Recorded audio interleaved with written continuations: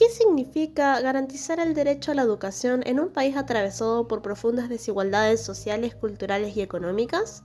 ¿Qué sucede cuando lo que la ley promete se distancia radicalmente de lo que se vive día a día en las aulas? Desde la Cátedra de Psicología de la Educación y del Aprendizaje nos propusimos abordar estas preguntas partiendo de una lectura crítica de la Ley de Educación Nacional número 26.206. En particular, analizamos dos secciones clave: el capítulo 2 del título 1, que define los fines y objetivos de la política educativa nacional, y el capítulo 1 del título 2, que describe la organización y estructura del sistema educativo. La ley se presenta como una construcción normativa que consagra la educación como un derecho personal y social inalienable e indispensable. Es responsabilidad del Estado garantizar ese derecho, ofreciendo condiciones de igualdad, inclusión y calidad. En su artículo 11 se enumeran los fines más nobles y deseables: asegurar una educación integral, promover valores democráticos, formar ciudadanos críticos, solidarios y comprometidos con el bien común. Pero si bien la ley busca instalar un horizonte ético-político para el sistema educativo, también nos vemos obligados a preguntarnos: ¿hasta qué punto se cumplen realmente esos fines? ¿Qué significa hablar de igualdad de oportunidades cuando las trayectorias educativas se ven marcadas por contextos de pobreza, fragmentación y exclusión? ¿Qué sucede con las subjetividades cuando la escuela promete una inclusión que no logra sostener? Si pensamos, como propone Chivalar, que la institución escolar forma parte de un dispositivo de selección y jerarquización, la ley aparece entonces como una herramienta que puede invisibilizar más de lo que visibiliza.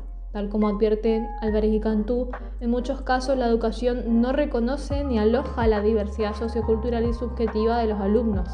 Por el contrario, tiende a homogeneizar, a normalizar, a forzar a los sujetos a adaptarse a un modelo único de alumno. En este sentido, cabe preguntarse: ¿qué sucede con aquellos que no encajan? ¿Qué lugar les otorga a la escuela a las diferencias, a los desvíos, a las trayectorias interrumpidas o no lineales? Cuando la distancia entre lo que la ley propone y lo que la escuela puede efectivamente hacer se vuelve abismal, lo que se instala no es solo una brecha educativa, sino una experiencia de injusticia subjetiva. Como señala Foucault en Vigilar y Castigar, la escuela, lejos de ser un espacio neutral de formación, actúa como un dispositivo de poder, que produce sujetos, que clasifica, ordena y sanciona. Si bien dicha ley afirma la necesidad de un sistema educativo único, articulado y coordinado entre nación, provincia y municipios, la realidad nos muestra lo contrario. Hay desigualdades estructurales profundas entre jurisdicciones, escuelas con recursos y otras que apenas pueden garantizar lo básico. Muchas veces los criterios presupuestarios priman sobre las necesidades pedagógicas, reproduciendo lógicas de exclusión. En este punto nos parece interesante incluir el pensamiento de Roberto Jarros, el cual nos recuerda que lo único que no puede cambiarse es lo que se ha vuelto invisible. En este sentido, ¿qué es lo que el sistema escolar actual ha naturalizado al punto de no poder ser cuestionado? ¿Qué aspectos subjetivos, emocionales, comunitarios se han vuelto invisibles dentro del discurso de la eficiencia, la calidad y el rendimiento? Frigerio, Dicker y Poggi, en su análisis de las relaciones entre subjetividad y educación, proponen pensar a la escuela no como un espacio transparente, sino como una institución atravesada por disputas, conflictos, relaciones de poder. La educación no es solo transmisión de saberes, también es producción de subjetividades, es intervención sobre los modos de saber y de estar en el mundo. En este marco, la escuela no puede entenderse sin pensar en los efectos que producen quienes la habitan, y no siempre esos efectos son emancipadores. Muchas veces los dispositivos de evaluación, de clasificación y de normalización generan angustia, frustración y exclusión. En nuestra visita a la Escuela Mariano Ferreira número 17 pudimos observar cómo una escuela pública, ubicada en el contexto de vulnerabilidad, despliega estrategias concretas para sostener a sus estudiantes, a diferencia de otros espacios que funcionan desde una lógica meritocrática. Allí se trabaja desde una pedagogía del acompañamiento y la presencia. Ningún estudiante es dejado atrás. La mirada institucional no se reduce al rendimiento, sino que se orienta a comprender la complejidad de cada sujeto. Sin embargo, también advertimos ciertas ausencias. Por ejemplo, la orientación vocacional aparece como un área poco desarrollada. Muchos estudiantes ni siquiera se plantean qué hacer después del secundario.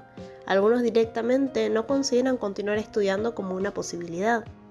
Es justamente en estas reflexiones que nos parece interesante volver a traer los postulados de parte de Rascoan y del Compare, puesto que ellos advierten que, en contextos de vulnerabilidad, el problema no es solo elegir entre opciones, sino construir condiciones simbólicas para desear un futuro.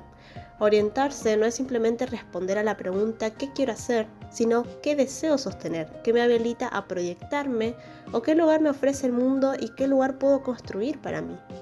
Una orientación que no considere estas dimensiones subjetivas corre el riesgo de volverse técnica, burocrática, desvinculada del deseo.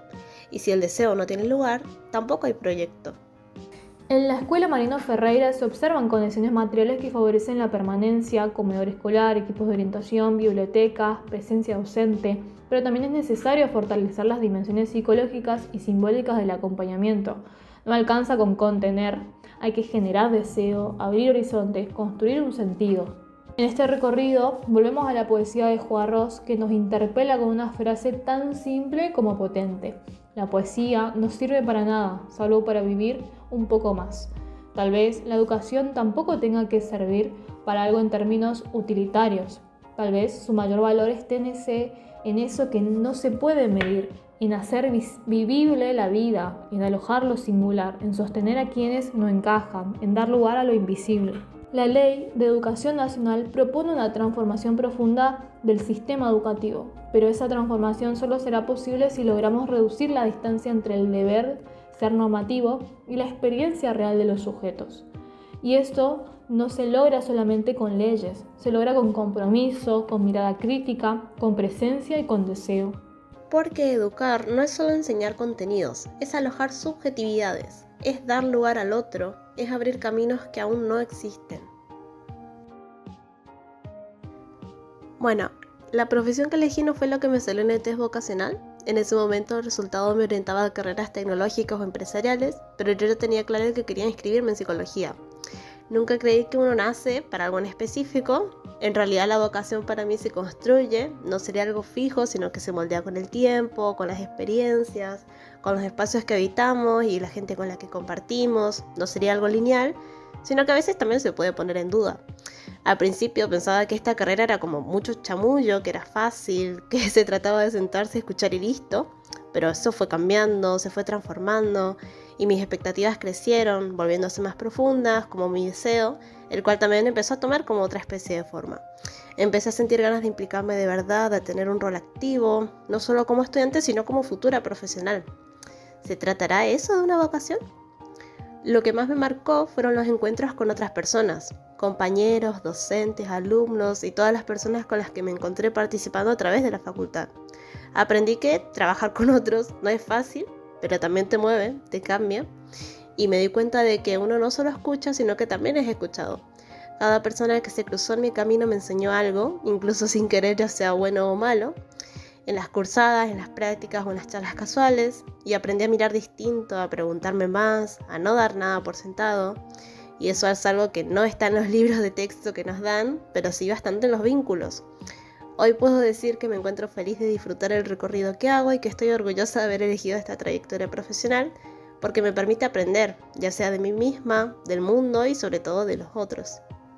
Desde mi experiencia personal reconozco que no tuve la posibilidad de participar en un proceso formal de orientación vocacional durante la escuela secundaria. Si bien desde temprano sentí una inclinación genuina hacia la carrera de psicología que finalmente elegí, ese periodo estuvo igualmente atravesado por dudas y opciones que coexistieron sin un espacio institucional que promoviera su elaboración.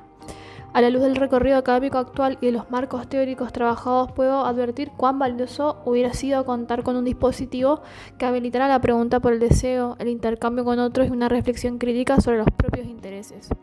En retrospectiva, valoro especialmente aquellos espacios que favorecen la interrogación y la construcción subjetiva, como lo sería la orientación vocacional, pensada no como una técnica, sino como una experiencia de subjetivación. Hoy, al transitar esta carrera, reafirmo esa elección inicial, pero también me permito seguir interrogándola.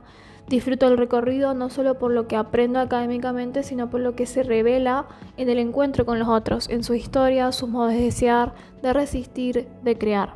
Son esos vínculos los que despiertan las preguntas más potentes, aquellas que no tienen una respuesta inmediata, pero sí capacidad de transformar y que en definitiva dan un sentido a esta trayectoria elegida.